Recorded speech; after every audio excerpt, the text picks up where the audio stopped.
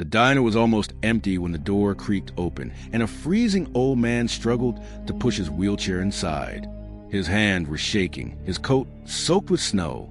Before anyone could move, Keisha, a young black waitress with tired eyes but a warm heart, rushed forward. She grabbed the door, smiled, and said softly, "Come on in, sir. It's warm here." But the moment she helped him to a booth, her manager's angry voice cut through the room. If this already made your blood boil, hit like and subscribe right now, because stories like this are still happening and the world needs to hear them. "Keisha," Douglas barked from behind the counter, "we're not a charity. You planning to feed every stray that walks in?"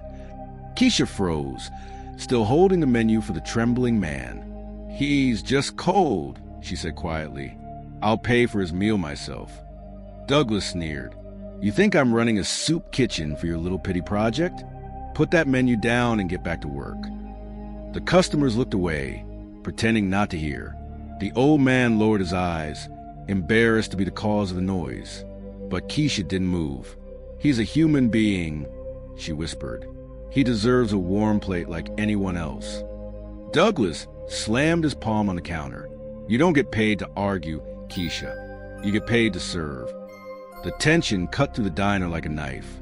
Still, she turned toward the kitchen, scooped a plate of hot meatloaf, and carried it over with shaking hands. "Here you go, sir," she said kindly. "Eat while it's warm." The old man's eyes watered. "You shouldn't have done this, child." Keisha smiled. "Then let's both pretend I didn't." From the corner booth, a white man in a dark coat watched quietly. He hadn't touched his coffee in minutes. Something in Keisha's calm defiance reminded him of someone long gone. When Douglas noticed him watching, his tone changed instantly. Sorry about the noise, sir." The man said nothing, just slid a $100 bill under his cup and left. Keisha didn't even see it. She was too busy wiping gravy from her apron, hiding the tears that burned her eyes. As the door closed and snow swirled behind him, no one knew that small act of kindness would change her life forever, or that the man who just walked out was a billionaire who'd soon expose every injustice she'd faced. The diner lights had barely faded from Keisha's mind when she reached home. Her tiny apartment smelled of reheated soup and crayons. On the couch, her 8-year-old daughter Monty slept clutching a stuffed bear with one eye missing. Keisha knelt beside her, brushing a curl from the girl's cheek. "Mama's home, baby," she whispered. "We made it through another day." In the kitchen, the fridge hummed louder than usual, nearly drowning the sound of coins clinking as she counted her tips. Less than $20. Enough for rent? Maybe. For hope? Never enough. She sighed, rubbing the gravy stain that still refused to leave her uniform. Her phone buzzed, a message from Douglas. "Next time you pull a stunt like that, you're fired." Keisha stared at the words, thumb hovering, then locked the screen without replying. Some fights weren't worth arguing over text. She poured herself cold tea and stared out the window at the snowflakes melting against the glass. For a moment she replayed the humiliation, the laughter, the splatter of mashed potatoes on her chest, and then the quiet kindness in the stranger's eyes as he'd left that $100 bill. She didn't even know his name, but somehow it kept her from breaking. The next morning, she was back at the diner before sunrise. She could have quit, but bills don't wait for pride. As she wiped tables, the bell above the door jingled softly. The same old man in the wheelchair rolled in, bundled tighter this time. "Well, if it isn't my hero," he said with a raspy smile. Keisha chuckled. "Don't flatter me, mister." "Walter," he replied, settling near the heater. "And I owe you breakfast." "Not a chance," she said, pouring him coffee. "You just owe me good company." He laughed, thin and genuine. "You got it, miss." While she refilled his cup, Douglas glared from the back, but said nothing. Maybe guilt, maybe fear, or maybe the man in the dark coat from last night had left more than money. Keisha's hands moved steadily, her heart a little lighter. For the first time in months, the diner didn't feel like a cage. It felt like purpose waiting to be recognized. Outside, the snow kept falling. Inside, hope began to thaw. By noon, the diner was busier than usual. Plates clattered, Steam rose from the griddle, and Keisha's rhythm returned. Polite smile, quick service, quiet strength. But every time the bell above the door rang, her heart skipped. She didn't know why she kept expecting him. The quiet man from the corner booth. Then, as if summoned by her thought, he walked in. Tall, white, well-dressed in a charcoal coat dusted with snow. He looked like he belonged to another world. Yet his eyes carried the same heaviness she felt every morning. Keisha froze for half a second before greeting him. "Welcome back, sir." He nodded. "Coffee." "Black." She poured it fresh, steadying her hands. "Sugar or cream?" "Neither." He studied her as she slid the cup toward him. "You're the one who helped that man yesterday." She hesitated. "Yeah, that was me." "You didn't have to," he said. Keisha met his gaze. "He was hungry. That's all I needed to know." He almost smiled. Most people wouldn't risk their job for a stranger. "Most people ain't seen a night so cold they'd trade pride for soup," she replied softly. The man looked down at his cup. "Fair point." He reached into his coat pocket and placed a sleek black card on the counter. "Send any of his meals to this address. I'll handle the bill." Keisha blinked. "You don't have to do that." "I know," he said simply, "but I want to." Walter, sitting near the radiator, lifted his cup. "If you're paying, son, make it pie too." They both laughed, a small moment that melted the frost between strangers. From behind the counter, Douglas's voice cut through the air again. "Keisha, quit flirting and get back to work." Keisha's smile faded, but before she could respond, the man turned, his tone calm but commanding. "She's doing her job just fine." Douglas frowned. "And who exactly are you?" The man stood slowly, towering over him. "Ethan Caldwell," he said. "You'll remember the name." Douglas's face drained the color. The room went silent. Ethan slipped his card back into his pocket, finished his coffee, and nodded to Keisha. "Tell Walter dinner's on me for the week." Then he left, as quietly as he'd arrived, leaving behind the echo of authority and something deeper, a promise. Keisha watched the snow swallow his figure outside. For the first time, she realized kindness had witnesses, and sometimes power had a conscience. If this happened right in front of you, what would you do? Tell me in the comments. I read every one. And if you want justice as much as I do, hit subscribe. The next morning, the diner's rhythm fell off. Customers whispered, glancing between Keisha and the door, waiting for another scene. But the only thing louder than gossip was Keisha's silence. She just worked, her face calm, her movements sharp and precise. Then the bell rang. The same man in the charcoal coat stepped in again. This time, his confidence filled the room before his voice did. Douglas froze behind the counter, eyes flicking from Keisha to the stranger. Ethan walked straight to the counter. "Good morning," he said smoothly. "I'm here for coffee and a conversation." Douglas forced a smile. "Of course, sir. Anything you need." "I already got what I need," Ethan replied, sliding a card onto the counter. "Caldwell Holdings." The name hit like a thunderclap. Douglas blinked. You're Mr. Caldwell?" Ethan nodded once. "The same man whose father you threw mashed potatoes at yesterday." The diner went dead silent. Walter, sitting in his usual booth, froze mid-sip.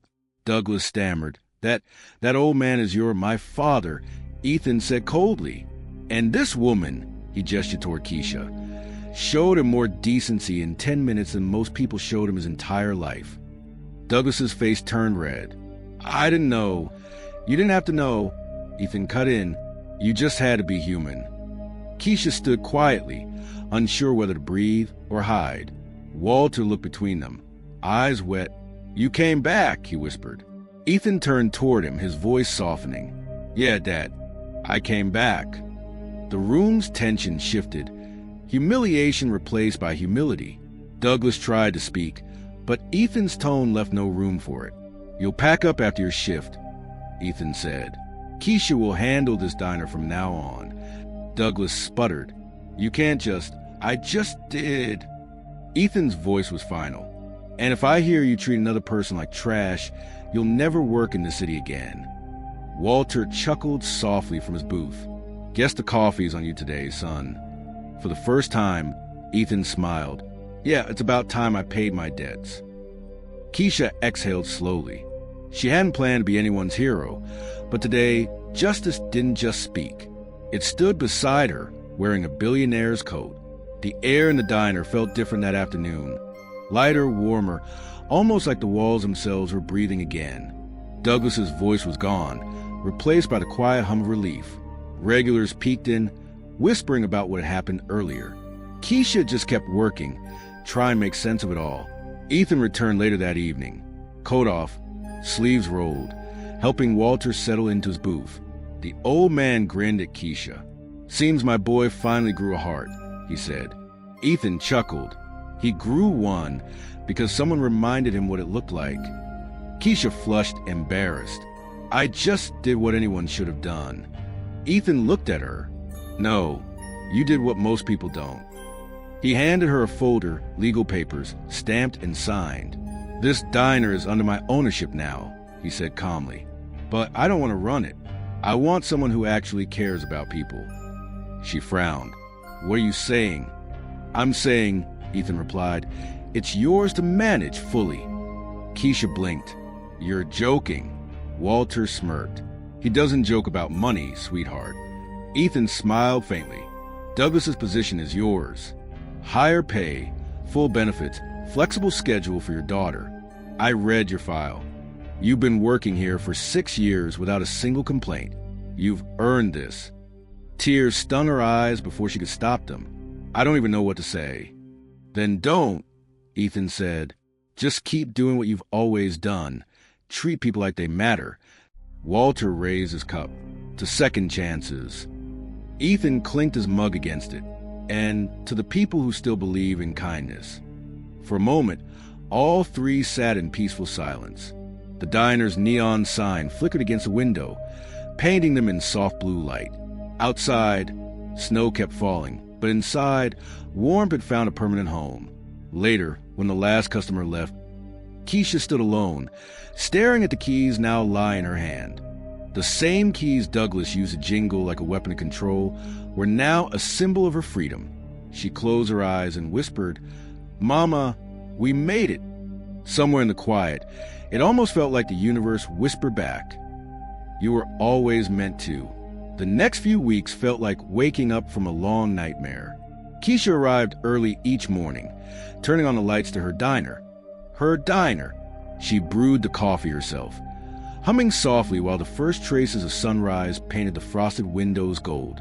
Walter rolled in at his usual time, tipping an imaginary hat. Look at you, boss lady. Keisha grinned. Don't remind me. Still feels strange hearing that. Better get used to it. Walter chuckled. You earned every bit of it.